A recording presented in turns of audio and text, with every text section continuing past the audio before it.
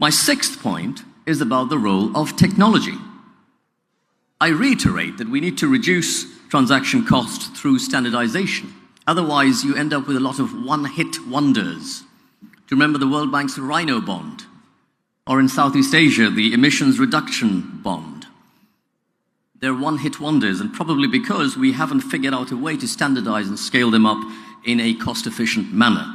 Technology, new technology can help make projects financially viable and scalable.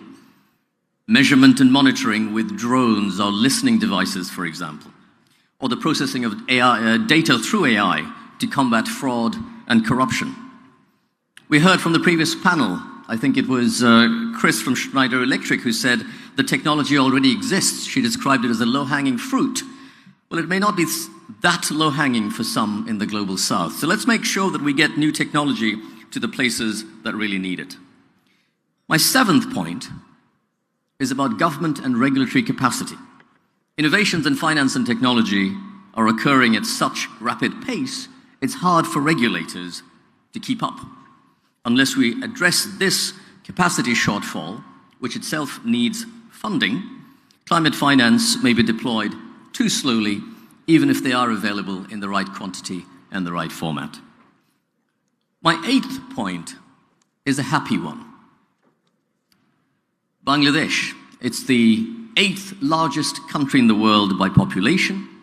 The median age is 27, so we are on average 12 years younger than the average Chinese or the Thai, 22 years younger than the average Japanese or the German. We have the highest density of any other country in the world except for city-states. Digitally well-connected, Starlink arriving any moment now. This is a large addressable market. With China and India as close neighbors, access to the ocean through the south, the Chittagong port, and right in the middle, in the terms of time zone, right in the middle of Dubai and Hong Kong, the economy of Bangladesh has tremendous potential. And now with the right governance structures, economic potential, fundamentals can become investable and can create investment opportunities. So we need more energy anyway as part of our development journey. We need more energy, we need more infrastructure, and if we can make these green to begin with, then mainstream investment funds can effectively do the job of green funds. My last 2 points. The ninth point, since I mentioned mainstream investments, is about mainstream funds. There are people here from large global institutional investors. You can help countries like Bangladesh develop its own mainstream financial system, particularly capital markets. Because the more efficient, transparent, and well-governed a country's capital markets, the better its ability to risk share, conduct price discovery, and allocate capital, including for climate and nature. Finally, my 10th point is about blended finance. But I'm thinking more smartly blended than just simply adding two sources of finance together.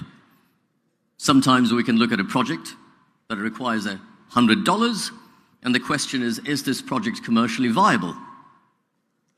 The answer is no, not entirely, but the risks are too high at an early stages. But if we can get grant capital, let's say $10 of grant capital at the start, which then allows for $30 of concessional money, perhaps from a World Bank or ADB, which then can be followed by $60 of commercial money from institutional investors, then the entire pool of $100 may be forthcoming. And it's not just about philanthropy catalyzing more money in a very loose sense. The entire package needs to be structured in one, as a package in one go right from the start. So my point here is that we need to deploy structuring expertise from mainstream finance to climate finance at much more of a rapid pace. So that brings me to the end. I think I've stuck to my time, but to conclude, as we go into the next panel, I just want to remind ourselves of the UN Framework Convention, which states that climate finance must follow the principles of common but differentiated responsibility and respective capabilities. So even as we come together as one Earth and collaborate with each other, we must look within ourselves to genuinely make sure that we're indeed serving our responsibility, our obligations in proportionate, material, and differentiated ways. Thank you for your time.